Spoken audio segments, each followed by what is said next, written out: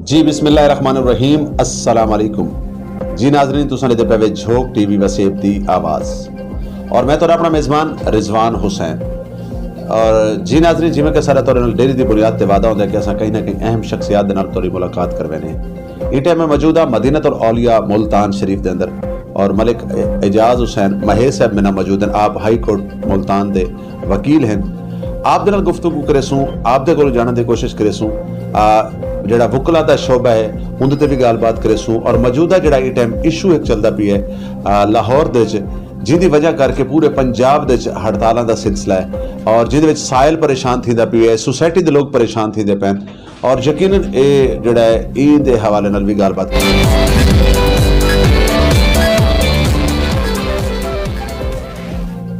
अस्सलाम वालेकुम। वालेकुम अस्सलाम जी क्या हाल चाल है सर, तबीयत सेहत मिजाज कैसे? अल्हम्दुलिल्लाह शुक्र अल्हम्दुलिल्लाह। अच्छा सर मेरा पहला सवाल ये उसी कि जड़ा लाहौर दे जिवें के वकला हजरात दे और पुलिस जड़ी है ये एक वैदे आमने और सामने और यानी जिंदी वजह करके ये टाइम वकील परेशान है, साहिल परेशान है, सोसाइटी के लोग परेशान हैं। ई अमल को तुसा बतौर वकील की मेरे देवे? बिस्मिल्लाहिर्रहमानिर्रहीम। इहदे विच इस अमल दे विच बार और बेंच का मसला है, पुलिस का तो कोई मसला नहीं। पुलिस की इतनी हिम्मत ही कोई नहीं वकला नाल आके मकसद शैलिंग करे या वकला को परेशान करे। सारा अपना बार और बेंच का मामला आपस थोड़ा जिहा उपर नीचे थी गए जिंदी वजह तो ये हालात आ गए। बहरहाल उनके विच सारे जिहड़े सीनियर वकला हजरात हैं पे पाकिस्तान लेवल के वो उन्होंने मफाहमत कराने की कोशिश झेल पे ताकि ये मामला रिजॉल्व हो और ये हड़ताल ये चीज़ां ख़त्म थी वन लोगों के वास्ते जी दुश्वारी का सबब बनता पे केसिस प्रलॉन्ग थे पैन ये ख़त्म थी। मलिक साहब एक बड़ा मोहतबर शोबा और अगर असा गाल करूँ तो यानी वकील या वकीलो अल्लाह का भी इसमें और वकील का जड़ा एक शोबा है मैं समझदा माजरत नाल के वकील को खुद को भी पता कहने कि कितना एक मोतबर शोबा है। तो तुसा क्या समझते वे कि सारे मुआशरे के जड़े वकील हजरात हैं या जनाब खुद अपने प्रोफैशन के नाल या अपने ई काले कोड के नाल कितना एक इंसाफ करने दे विच कामयाब साबित होंदे? जी इंदे विच कोई शक भी कोई नहीं कि वकला का जिहड़ा पेशा है, एडवोकेट का जिहड़ा पेशा है बहुत ही आला है, प्रोफैशनल ऑफ लॉ है। तो इहदे विच वकला का इंसाफ हासिल करने वास्ते जिहड़ा मौजूदा साडा पाकिस्तान का कानून है उहदे विच इंसाफ हासिल करने वास्ते वकला का बहुत अहम किरदार है, वकील का बहुत अहम किरदार है। वकील तो बगैर तुसीं इंसाफ हासिल कर ही नहीं सकते। तो उहदे विच पॉजिटिव किरदार वकील साहबान का क्लाइंट वास्ते उनके वास्ते तंगो उनके वास्ते मेहनत किताबां पढ़नियाँ, authorities, supreme court, advocates, supreme court और हाई कोर्ट के जो लॉज होते हैं उनको देख के उसके मुताबिक फ़ैसला जात करवाना ये सारा वकील के इसमें आता है, मेहनत में आता है, लगन में आता है और दिन रात इसमें लगान इंदे दिन रात लावना पौंदे ताकि असां जिहड़ा साहिल सारे को लाए वो हक दे है वो इंसाफ हासिल दिवा सको। मलिक एजाज साहब जिहड़ी धरती दे नाल तुहाडी और मेरी जुड़त है मदीनतुल औलिया मुल्तान शरीफ होवे या वसेब होवे ये औलिया इकराम की धरती है, औसिया इकराम की धरती है। बड़े अरसे तो एक सरायकी वखरे सूबे की जदोजहद चलती पई है। तुसा क्या समझते वे कि यह सूबा होना चाहिए है या नहीं होना चाहिए? अगर यह सूबा बनता है तो इतों के लोगों को इसके फायदे क्या हो सकते? इंदे विच तुसां बहुत अच्छा सवाल कीता है। सारे पाकिस्तान विच 5 खिते हैं जिहदे विच सिंध है, पंजाब है, बलोचिस्तान है और खैबर पख्तूनख्वा है और ये 5वां है सराकिस्तान, सराकी लोगों का खिता जिंदे विच सराकी बोली वेंदी है जिंदे कम से कम 25 तो 30 ज़िला भी हैं जिन्हां दे विच सराकी प्योर सराकी एक खिता है वो बोली वेंदी है। इनके वास्ते सूबा बहुत इंतहाई ज़रूरी है, बहुत ज़रूरी है। वैसे भी पंजाब बहुत बड़ा पंजाब है, अगर जनूबी पंजाब या सराकिस्तान या कोई भी ना रख के इस खिते दी जड़ी सारे सैकिस्तान दी सैकी दी एक सकाफत है, वो जब तक सूबा नहीं बनता तब तक सारी सकाफत उजागर नहीं थी सकती। सारा क्या प्लेटफार्म दे भी कट्ठे थी कि इस सूबे को बनाने वास्ते कोई जो भी काबशां हैं सारे वक्त कुछ लोग रहने पैन, लेकिन असल है इहदे विच कट्ठे थीवण दी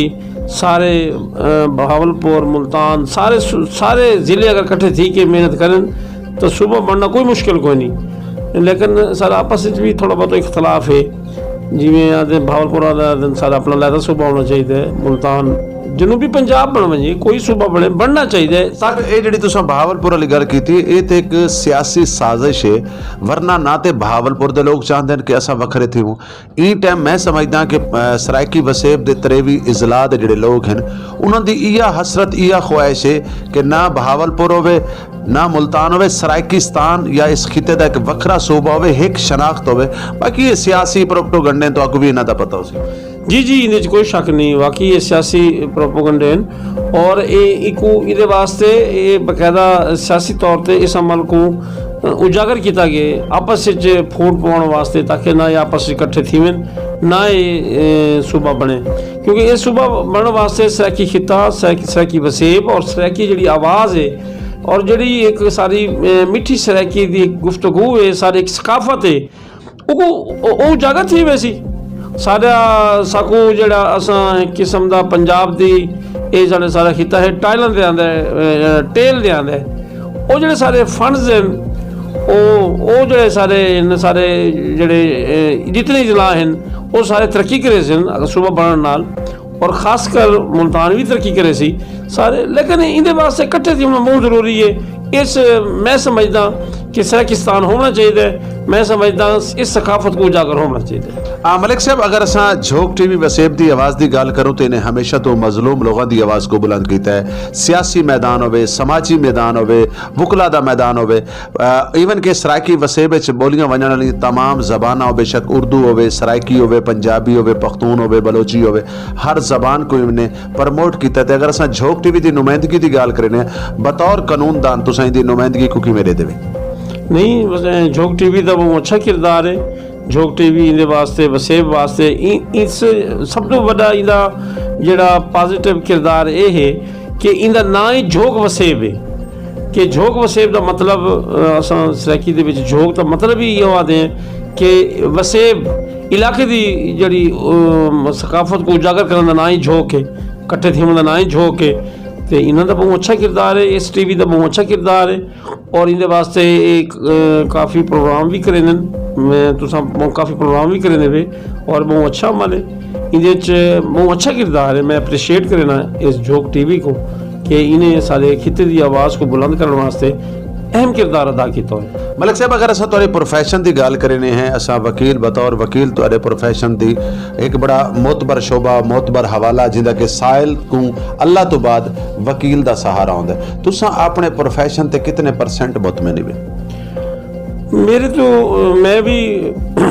मुतमिन हाँ कि मैं बल्कि अल्लाह का शुक्र अदा करे ना कि अल्लाह पाक ने मेरे को लॉयर बनाया और हुण आके इस दौर दे विच आके अक्सर लोगों की ख्वाहिश है कि सारा एक बेटा लॉयर होना चाहिए, जबकि लॉयर का बहुत अहम किरदार है इंसाफ हासिल करने वास्ते। लेकिन मेहनत लगन बहुत ज़रूरी है। तुसां 120% दसो अपने शोबे को वकालत को वल तुहारा जिमें डॉक्टर की प्रैक्टिस चल रही है कि फलाने को आराम आ गए वल वन के बैग उड़ सेंदे, इवें ही वकील दा है कि अगर तुम एक क्लाइंट दा इंसाफ हासिल कर दे सो केस जित दे सो वालों बैग उड़ सी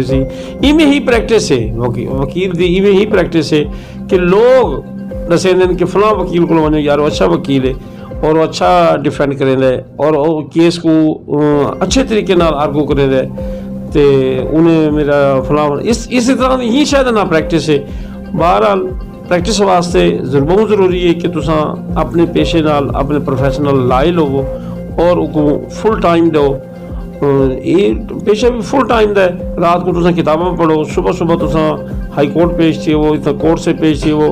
वल मकसद क्लाइंट को भी मीटिंग करो तुसां दफ्तर मकसद उन्होंने वाली मीटिंग यानी फुल टाइम जॉब है 24 आवर जॉब है।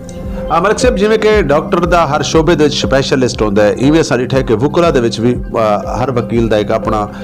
ਸੋਚ ਹੈ ਆਪਣਾ ਹੁੰਦਾ ਇੱਕ ਮਤਲਬ ਉਹਦੀ ਕੋਸ਼ਿਸ਼ ਹੈ ਕਿ ਯਾਰ ਫਲਾਣੇ ਕੇਸ ਮੇਰੇ ਕੋਲ ਆਵਣਗੇ ਨਹੀਂ ਹਰ ਕਿਸਮ ਦੇ ਕੇਸ ਹਰ ਵਕੀਲ ਨਹੀਂ ਲੜਦਾ ਵੈਸੇ ਤਾਂ ਵਕੀਲ ਤੇ ਤਕਰੀਬਨ ਸਾਰੇ ਕੇਸ ਲੇਕਿਨ ਜਨਾਬ ਉਹਨਾਂ ਦੀ ਅਗਰ ਅਸਾਂ ਗੱਲ ਕਰੀਏ ਤਾਂ ਤੁਹਾਡੇ ਕੋਲ ਕਿਸ ਕਿਸਮ ਦੇ ਕੇਸ ਜਿਨ੍ਹਾਂ ਕੋ ਤੁਸੀਂ ਜ਼ਿਆਦਾ ਗਿਣਨ ਤੇ ਔਰ ਉਹਨਾਂ ਕੋ ਯਾਨੀ ਉਹਨਾਂ ਕੋ ਅਦਾਲਤ ਦੇ ਵਿੱਚ ਪੇਸ਼ ਥੀਵਣ ਤੇ ਮਤਲਬ ਆਪਣਾ ਖੁਸ਼ੀ ਮਹਿਸੂਸ ਕਰਿਆ ਦੇਵੇ। ਇਹਦੇ ਵਿੱਚ ਮੈਂ ਪਹਿਲੇ 10 ਸਾਲ ਫੌਜਦਾਰੀ ਕੇਸਿਸ ਮੈਂ ਸਿੱਖਿਆ ਫੌਜਦਾਰੀ ਹਾਂ ਮੇਰੇ ਉਸਤਾਦ ਸਾਹਿਬ ਨੇ ਮੈਨੂੰ ਫੌਜਦਾਰੀ ਸਿਖਾਇਆ लेकिन मेरी अनलक समझो या लक समझो मेरे को केसेस ज़्यादा सिविल आते हैं सिविल केसेस ज़्यादा आते हैं क्योंकि अस जिम्मेदारी नाल तल्लुक रखते हैं देहात नाल तल्लुक रखते हैं और उतों के केसेस ज़्यादातर सिविल होंगे जमीनों के केसेस होंगे जिन्हों को मैं वाल पिछले तकरीबन 11-12 साल तो मैं सिविल करना और सिविल भी मेरी कोशिश होती है कि इन्हों को लंबा केस ना थी फास्ट तरीके नाल अच्छे तरीके नाल जल्दी इनका रिजल्ट आवे तो उहदे विच बाकी तो मैं हर केस को चैलेंज मैं FIA के केस किए मैं जनाब बाकी केसेस भी किए ये हर केस को मैं चैलेंज समझ के गिना और उहदे विच मेहनत करना खुद मेहनत किया किताबां डिठियां कानून डिठा सीनियर्स नाल मशवरे किए ਜਿਹੜੇ ਸਾਰੇ ਗਾਈडेंस सारे सीनियर्स उन्होंने मशवरे करके और मैं FIA का है ना कि मैं FIA का वकील कोई नहीं मैं FIA का मेरी प्रैक्टिस इतनी कोई नहीं लेकिन जी दो चार केस ज़्यादा केस किए मैं विन किए अलहमदुलिल्लाह मैं उन्हें बड़े अच्छे तरीके नाल उन्होंने को डील किया है बकायदा जोड़े FIA के बकायदा जो लॉयर्स हैं जो सिर्फ FIA के केस लड़ते हैं उन्होंने भी मैं मीटिंग करके उन्होंने भी मकसद मदद गिन के मैं केस विन किए अलहमदुलिल्लाह। मलिक साहब ਜਿਹੜੇ ਵਸਬੇ ਨਾਲ ਜਿਹੜੇ ਵਸੋਂ ਨਾਲ ਜਿਹੜੇ ਵਸੇਬ ਨਾਲ ਸਾਡੀ ਤੁਹਾਡੀ ਜੁੜਤ ਹੈ ਅਗਰ ਅਸੀਂ ਇਥੋਂ ਦੇ ਕਿਸਾਨ ਦੀ ਗੱਲ ਕਰਨੇ ਇਥੋਂ ਦੇ ਮਜ਼ਦੂਰ ਦੀ ਗੱਲ ਕਰਨੇ ਤੇ ਇਹ ਟਾਈਮ बहुत ज़्यादा मुश्किलात दे विच बहुत ज़्यादा परेशानी की हालत च क्योंकि किसान साडा हमेशा तो बल्कि किसान दुनिया दे विच हर मुल्क का किसान रीढ़ की हड्डी मान समझा वेंदा है। अज दे अगर असां किसान की गल करने तो बेचारा कणक के हवाले दे नाल गंदम के हवाले दे नाल इंतहाई परेशान है इवें सारा मजदूर परेशान है क्योंकि तुहाडा वकालत तो इलावा तुहाडा ज़राअत नाल भी तल्लक है ज़राअत नाल भी तुहाडा वास्ता है तो तुसां इको किवें दे देवे। इहदे च कोई शक कोई नहीं कि किसान रीढ़ की हड्डी है मुल्क की हुणे ही पैदावार करनी है उहदे विच वाकई इस दफ़ा किसान नाल ज़्यादती थींदी पई है तो उहदी वजह यह है कि जिहड़ा खादां दा महंगा थी होना इन्हां चीज़ां दा महंगा थी होना महंगाई दा ज़्यादा होना वो किसान वास्ते बहुत परेशान है पहले और इस टाइम इस वक्त किसान बहुत परेशान है उसकी वजह यह है कि जी उन्हें फसल काश्त की है वो फसल को ई टाइम खरीदने वास्ते कोई बंदा मौजूद को नहीं गवर्नमेंट परचेजिंग नहीं करनी पई गवर्नमेंट लेट करनी पई है और किसान वास्ते गवर्नमेंट लेवल के भी मामला हैं पे पिछले साल मकसद अच्छे हैं पे गंदम के मामला अच्छे हैं पे ई दफ़ा गवर्नमेंट चेंज थी नाल या इहदी वजह नाल हुण किसान ही टाइम परेशान है और जल्द किसान तो परेशान है ही है नाल मजदूर भी बहुत परेशान है क्योंकि मजदूर भी सारे सारे सारे अपने हैं सारे अपने मकसद ऐसा मजदूर को भी याद है कि उन्होंने भी ज़्यादा नहीं थी होनी चाहिए उनकी भी जी दिहाड़ी है उनका भी जड़ा तरीकाकार है अच्छा होना चाहिए नहीं मजदूर और किसान खुशहाल हो सी तो सारा बाकी खिता भी खुशहाल हो सी। अच्छा मलिक साहब तुसा क्या समझते कि अगर असां मौजूदा दौर की गल करें तो मुल्तान की कचहरी दे विच किस किस्म के केसेस हैं जिहड़े बहुत ज़्यादा आंदे जिंदी रेशो ज़्यादा है जिहड़े कि नहीं होने चाहिए। मैं समझदा कि ज़्यादातर जो केसेस हैं ना आपस के लोग मकसद बहन भाई कज़न रिश्तेदार अनादि खातिर कचहरी आंदे अनादि खातिर लड़ते नहीं थे अनादि खातिर ही था आके एक पैदे केसेस करेंदे वल साल 2 साल 3 साल बाद जी टाइम मकसद है उनको लगता है कि यार ये तो सारी थक वे सारे सीटों से बह के या अदालतों से बाहर खड़े थी कि वल पेशी मिल रही है वल आते हैं यार हम सुलह सफाई वाले मामला होने चाहिए। ज़्यादातर लोग आपस देखो ना एक बंदा कह देना कोई तल्लक ही क्यों नहीं तो वो क्यों कहें कोई तंग करे सी तो पता ही नहीं ज़रूरत ज़्यादातर केसेस कजन्स आपस से लड़ते पैन भाई आपस से लड़ते पैन और अना की खातर वो मकसद है। अगर प्रॉपर्टी की कीमत फर्ज करो, मैं फॉर एग्जांपल मिसाल लेना पाया,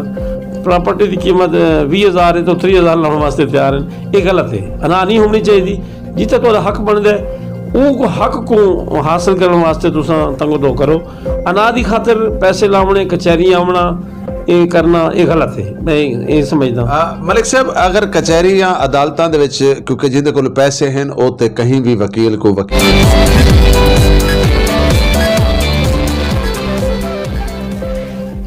बना सकता है,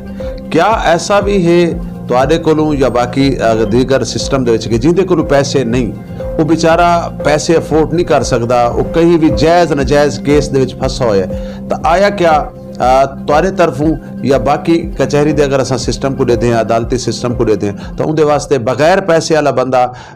मतलब कित्थां फरियाद करे या वो कित्थां वंज के उनकी सुनवाई थी सकती है? तुसें गल की दी है कि जायज़ नाजायज़ केस फसा है। अगर जायज़ केस फसा है, उन्हें जुर्म किए तो वल तो मैं तो खासकर उनकी सपोर्ट वास्ते तैयार कोई नहीं। अगर कोई बंदा नाजायज़ है, उन्हें ज्यादती थी पी, तो कानूनी हक नहीं मिलता पाया, और मैं वो समझते कि मैं राइट हाँ, मैं हक दे हाँ, तो मेरे को पैसे कोई नहीं, तो मैं इंसाफ हासिल करना है, तो मैं काफ़ी पहले ही ये मामला किए। काफ़ी मकसद जो गरीब नदार लोग हैं जिन्हें पैसे अफोर्ड नहीं कर सकते, मगर मिनिमम चार्जेस दे सकते हैं, उन्होंने भी मैं उन्होंने केसेस किए और केसेस पूरी दिल लगी नाल किए। ये नहीं कि उन्होंने फीस नहीं दी तो उन्होंने तवज्जो मेरी पूरी कोई नहीं, वो भी तवज्जो नाल किए और काफ़ी केस विन करके लेते हैं। नेक्स्ट भी ये सिलसिला, अगर कोई गरीब है और हकदार है तो मैं उनके वास्ते उनकी वकालत करने वास्ते तैयार हाँ, फ्री वकालत वास्ते तैयार हाँ, मिनिमम्स चार्जेस दे तैयार हाँ, मैं हाजिर हाँ। मलिक साहब, प्रोग्राम के आखिर वाले पासे वेंदे पे हैं, अगर असां गल करने तो सारे को सालों साल लोगों के केस चलते रहते हैं और उन्होंने को इंसाफ नहीं मिल सकता, तुसा क्या समझते हो कि जुडिशली इनकी कसूरवार है कि जजेस की तादाद थोड़ी है या मतलब केस लगते बहु घट हैं? क्योंकि जितना ज़्यादा इन्ह मसले यानी रश जोड़ा है आए नहीं वो कचहरियां दे विच वधदा ही वहिंदा है, घटदा नहीं, तो इहदे मतलब इस सवाल को तुसा किवें दे देवे? ये मामला ये जो मैटर है साडा जड़ा कानून चलता पे इस टाइम अदालतें जिस जो प्रोसीजर चलता पे, ये बड़ा पुराना चलता पे, कोई 1800 कुछ दा है, कोई 1900 कुछ दा है, कानून शहादत, इस तरह मुख्तलिफ जड़े सारे लॉज हैं बहुत पुराने हैं, तो इन टाइम इन्हों दे विच उन्होंने विच वो करनी जरूरी है। जजेस की तादाद बढ़ानी चाहिए, जजेस की तादाद भी बढ़ानी चाहिए। देखो ना, केसेस का डिले सिर्फ जजेस नहीं होता, जजेस वकला और लिटिगेशन जो लोग करें आबादी दी रेशो भी तो बढ़ती पई है ना। देखो ना, तुम्हारे को सारा कोई हर सिस्टम तो तुम्हारे को नहीं हो तारी गल ठीक है। तुम जो पहले सवाल किए पहले उनका जवाब देना ना भी केसेस लेट क्यों थे? लेट थी उनकी वजह जो सारा प्रोसेस है बड़ा लेंथी प्रोसेस है और बड़ा ओल्ड प्रोसेस है। इतना हर 10 साल बाद हालात बदल रहे हैं। इतने सारे मुल्तान दे विच मेरे सामने ऐसे इलाके हैं जितना 5,000 10,000 20,000 रुपये मरला ज़मीन आई, हुण वो ई टाइम 5 लाख 10 लाख 8 लाख मरला ज़मीन थी गई है। ज़हरी गल है जिस टाइम ये मैटर आ सन हर 10 साल बाद हालात बदल सन और चीज़ां अप थी सन तो उनके केसेस का रेशो ज़्यादा थी वैसी, क्योंकि कानून तो प्रोसेस ऑफ लॉ तो वो पुराना चलता पे ना। वो वास्ते ये सारे जेडे असैम्बली दे हैं पे सारे जेडे नुमाइंदे मुकर्रर करे ने उन्होंने भी चाहिए कि नए लाज तैयार करावें, उनके पहले अमेंडमेंट करें कि जिंदे नाल जल्दी इंसाफ मिल सके, जिंदे नाल जल्दी प्रोसेस ऐसा बनाया बन सके जिंदे नाल मकसद है कोई भी केस है उन्होंने साल 6 महीने फैसला थी वजे, 11 साल 20 साल ये लंबा मकसद प्रोसेस नहीं होना चाहिए। मलिक साहब बहुत शुक्रिया, बहुत मेहरबानी। आखिरी पैगाम जनाब दे कोल गिनसा आखिर दे प्रोग्राम दे आखिर पाकिस्तान नहीं बल्कि पूरी दुनिया दे अलहमदुलिल्लाह टाइम झोक टीवी को डिठा वैंदा है जेडे सराइकी धरती सराइकी खिता और खिते दे नाल जुड़े लोग और झोक टीवी नाल मोहब्बत ना करेंदे, आखिर दे क्या पैगाम देसो? मैं झोक टीवी को यो पैगाम देसा कि तुहाडा बहुत अच्छा किरदार है वसेब वास्ते इस खिते वास्ते इको जारी रखो और इस जेड़ी साफ़ी मकसद है बहुत अच्छा किरदार अदा कर सकता है और ये साफ़ी की जी कलम है वो जरा लिखती है या मकसद लिखें दी है वो सच लिखा होवे और हकीकत लिखा होवे तो मेरे ख्याल ये भी एक इबादत है। सहाफ़ी अगर सच लिख दे, सच लिखे दे तो वल सहाफ़ी दी इबादत शुमार थी सी। मेरे को बहुत अच्छा लगे तुहाडा मकसद है, तुहाडा जिहड़ा चैनल है तुसां वसेब और खिते वास्ते बहुत मेहनत करेंदे पे वे। अल्लाह पाक तुहाडे इस चैनल को, तुहाडी इस काविश को दिन दुगनी रात चुगनी तरक्की देवे। जी बहुत शुक्रिया, बहुत मेहरबानी जी नाज़रीन। जिमें कि मैं तो खुला साई के असां नाल गुफ्तगू करदे पैन मालिक इजाज़ हुसैन महेश साहब। और हकीकतन जिहड़ा एक इंसान दा सफ़र होंदा है वो बुलंद है और सफ़र जिहड़ा है वही गाल करेंदा है। प्रोग्राम दे आखिर दे एक तो मैं वक्त दी हुकूमत को एक गुजारिश करे सां, ये सवाल करे सां कि देखो अगर सारा मजदूर भुखा हो सी, सारा किसान भुखा हो सी तो सारा सिस्टम टोटल डिस्टर्ब थी वैसी। साकू चाहिए कि किसान और मजदूर जिहड़ा है उनकी रिक्वायरमेंट, उनकी जरूरत कोठी कार बंगला नहीं, उनकी जरूरत है सब तो पहले तो रोटी। और उन तो बाद किसान वास्ते इतनी सहूलियात पैदा करो कि कम से कम वो फसल को उगावन दे विच और वो फसल को पैदा करने दे विच उनके कोल सहूलियात होवे कि ईजीली अपनी फसल को मार्केट तक पहुंचा सके। तो आखिर दे अपने मेज़बान रिजवान हुसैन को इन्हां अल्फाज़ां दे नाल देसो इजाजत कि गाल टुर पई है एक पंध करेंदा देखी, गाल टुर पई है एक पंध करेंदा देखी, ए न समझे कि सारी मंजिल को जमाने लग से। जुड़े रहो झोंक टीवी वसेब दी आवाज़ नाल। मिलते हैं अगले प्रोग्राम में। उतनी देर तक मैं कुरे से इजाजत। जिंदगी ने वफा की तो मेरी जरूर मुलाकात थी सी। मर गए तो अपनी दुआ में याद रखे। सो अल्लाह हाफिज़, अल्लाह निगहबान।